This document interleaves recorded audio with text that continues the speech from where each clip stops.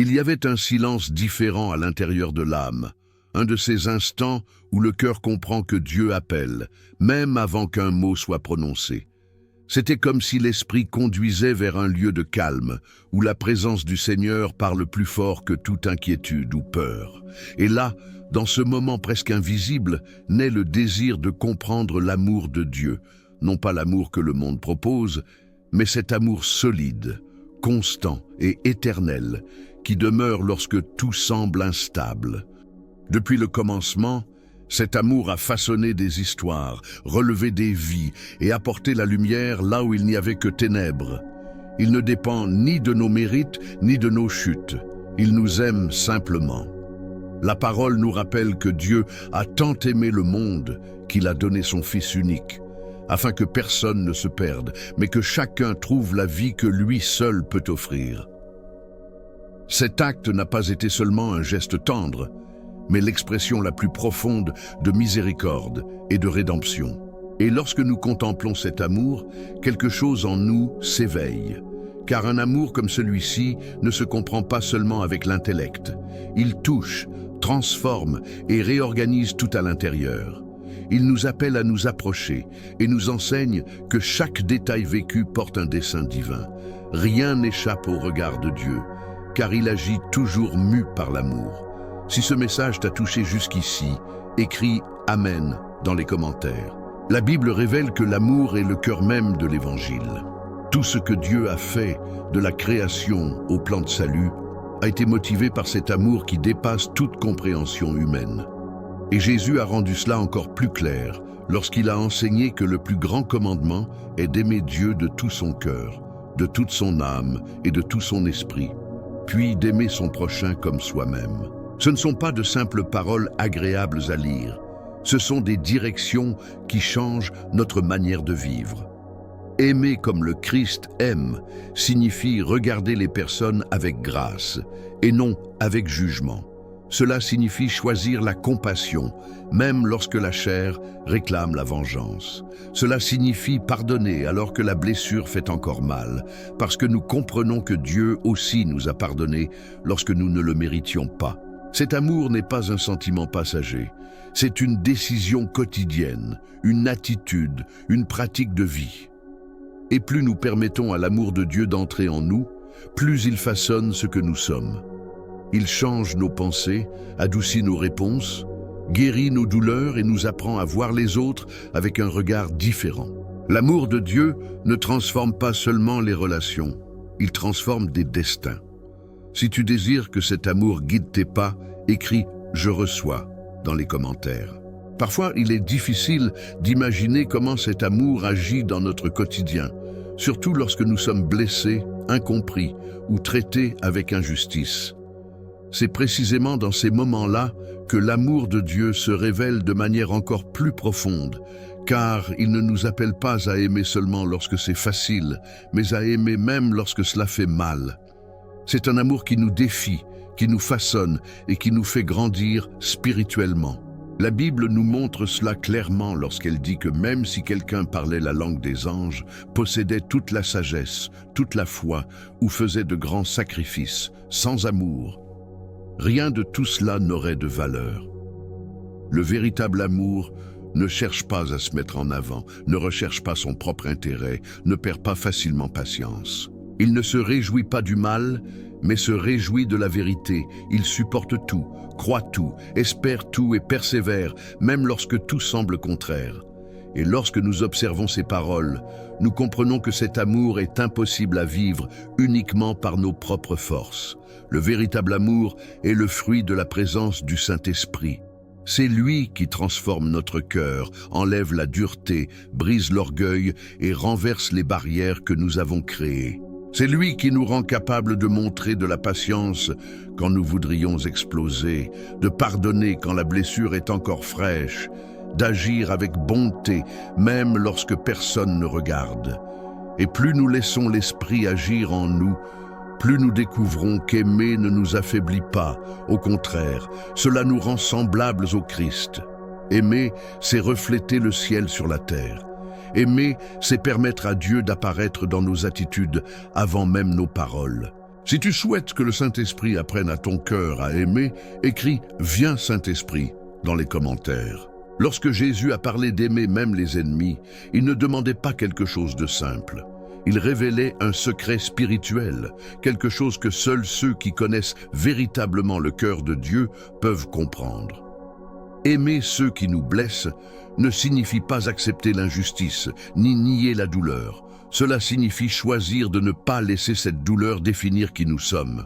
C'est permettre à la grâce d'être plus grande que la blessure. Ce type d'amour ne naît pas de nos efforts, il naît du souvenir de tout ce que Dieu a déjà fait pour nous. Combien de fois avons-nous chuté? Combien de fois nous sommes-nous éloignés? Combien de fois avons-nous ignoré sa voix? Et pourtant, il nous a accueillis de nouveau, sans mesurer nos fautes, sans imposer de conditions, sans rappeler nos erreurs. C'est à partir de cette miséricorde que naît l'amour qui transforme les environnements et reconstruit les relations. La Bible enseigne qu'aimer ceux qui nous maltraitent est un acte surnaturel. Il n'est pas naturel de bénir ceux qui nous maudissent. Il n'est pas naturel de prier pour ceux qui nous persécutent. Mais lorsque nous faisons cela, nous mettons le ciel en mouvement. L'amour brise des chaînes invisibles, renverse les plans de l'ennemi, réduit au silence les accusations et abat des murailles que la logique ne peut expliquer. Là où l'amour de Dieu entre, l'obscurité perd sa force. Et à mesure que nous avançons avec cet amour, nous commençons à voir les personnes non pas pour ce qu'elles ont fait, mais pour ce que Dieu peut accomplir en elles. La colère se dissipe, le poids dans la poitrine s'allège, et la paix devient plus forte que le souvenir de la faute. C'est cela l'effet de l'amour divin. Il ne change pas uniquement les autres, il nous change d'abord. Si tu désires que Dieu guérisse ton cœur et t'enseigne à aimer au-delà de la douleur, écris « Guéris mon cœur, Seigneur ». Il existe une raison particulière pour laquelle la Bible affirme qu'entre la foi, l'espérance et l'amour, le plus grand de tous est l'amour. La foi nous relie à Dieu. L'espérance nous soutient dans les jours difficiles. Mais l'amour révèle qui il est. Lorsque nous marchons dans l'amour, nous portons la lumière du Christ en nous. C'est comme si chaque geste reflétait un peu de sa présence, éclairant des chemins et touchant des vies d'une manière que nous ne percevons même pas. La parole dit que celui qui aime demeure dans la lumière, et cela signifie que l'amour nous protège des faux pas qui naissent souvent de notre propre âme. L'amour empêche le cœur de devenir amer. Il évite que l'esprit se remplisse de vengeance, de ressentiment ou de désir de représailles. L'amour est comme un bouclier spirituel qui nous aide à voir au-delà de la douleur, au-delà des conflits et au-delà des situations qui tentent de nous faire tomber. Et lorsque nous laissons l'amour façonner nos attitudes, quelque chose de magnifique se produit. Nous commençons à vivre dans la paix, même lorsque le monde autour de nous semble en guerre. Les problèmes ne disparaissent pas, mais ils ne possèdent plus le pouvoir de dominer notre intérieur. L'amour de Dieu établit l'équilibre, la sérénité et la maturité émotionnelle. Il nous apprend à répondre avec sagesse, à parler avec douceur, à agir avec patience. Et tout cela ne vient pas de techniques humaines, mais d'un cœur aligné avec le Christ. Plus nous imitons Jésus, plus nous comprenons qu'aimer est notre plus grande arme spirituelle. Aimer, c'est vaincre sans se battre. Aimer, c'est toucher sans blesser. Aimer, c'est vivre comme quelqu'un qui connaît réellement Dieu. Si tu veux vivre dans la lumière de cet amour, écris « Je veux vivre cet amour » ici dans les commentaires. Lorsque nous prenons le temps de réfléchir à l'amour que Dieu répand dans nos cœurs, nous réalisons qu'il nous appelle à quelque chose de bien plus grand que des sentiments passagers. Il nous appelle à un style de vie transformé, où chaque réaction, chaque parole et chaque choix révèle sa présence en nous. Et c'est à ce moment-là que nous commençons à nous demander « Comment est mon amour ? Comment est-ce que je traite les personnes que Dieu place sur mon chemin ?» Ces questions ne sont pas des accusations, mais des invitations à examiner le cœur, à laisser le Saint-Esprit montrer les zones qui ont besoin d'être guéries, redressées et renouvelées.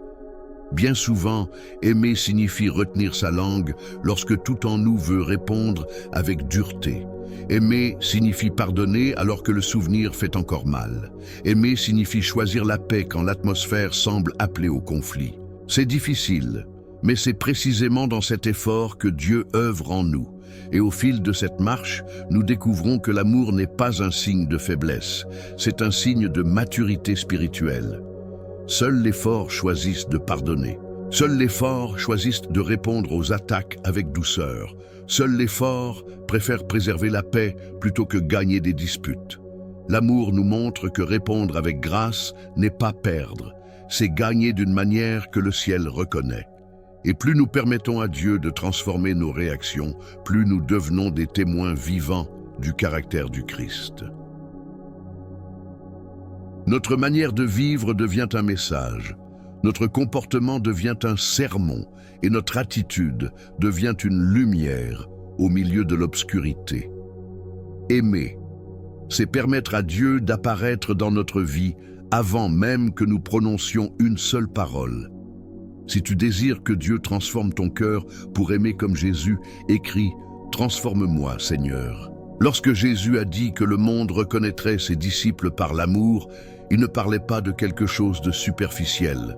Il n'a pas dit que nous serions reconnus par les miracles, par les belles paroles ou par la quantité de connaissances bibliques que nous possédons. Il a dit que ce serait par l'amour. Et cela est profond, car le véritable amour se voit, se remarque, se ressent. Il transparaît dans le regard, dans le ton de la voix, dans la manière dont nous traitons même ceux qui n'ont rien à nous offrir en retour. Cet amour n'est pas sélectif. Il n'aime pas seulement ceux qui pensent comme nous, ceux qui nous complimentent ou ceux qui nous traitent bien. L'amour du Christ traverse les barrières et embrasse même ceux qui nous ont blessés. Cela ne signifie pas ignorer les limites ou accepter les abus, mais libérer le pardon pour que notre cœur ne reste pas prisonnier de chaînes émotionnelles qui nous éloignent de la paix de Dieu. Et lorsque nous choisissons ce chemin, nous réalisons qu'aimer est une décision qui protège notre propre âme. L'amour empêche le ressentiment de s'installer. Il ferme la porte à l'amertume. Il brise des cycles de douleur qui se répètent parfois depuis des générations.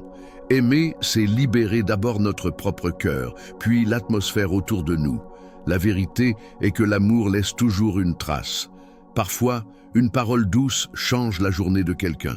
Un geste de bonté guérit des blessures anciennes.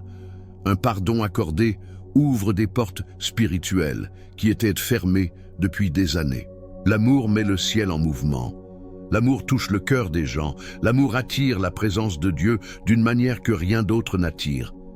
Et lorsque nous choisissons d'aimer, même lorsque personne ne regarde, Dieu regarde. Il honore, il récompense, il fortifie. Aimer est toujours le chemin qui ressemble le plus à Jésus. Si ton désir est de vivre cet amour chaque jour, écris « Je veux aimer comme Jésus ». Lorsque nous entrons dans la prière et demandons à Dieu de nous apprendre à aimer, nous faisons une demande qui change tout autour de nous. Car son amour ne touche pas seulement notre vie. Il réorganise notre cœur de l'intérieur, guérit des souvenirs, ferme des blessures qui duraient depuis des années et apaise des tempêtes que personne d'autre ne voit. C'est pour cela que, lorsque nous nous agenouillons devant le Père, nous ressentons une paix qui ne s'explique pas. Elle se vit. Et dans cette recherche d'un cœur qui aime comme celui du Christ, nous commençons à voir qu'il agit dans les détails. Il révèle des zones cachées, montre des attitudes que nous devons abandonner, expose des schémas qui nous emprisonnent et illumine des endroits où nous n'avons jamais laissé personne entrer. La prière n'est pas seulement une demande, c'est un processus de transformation. Dieu façonne, purifie, restaure et fortifie pendant que nous nous approchons de lui. Et lorsque nous demandons d'aimer, le Seigneur nous conduit à des expériences qui révèlent qui nous sommes réellement.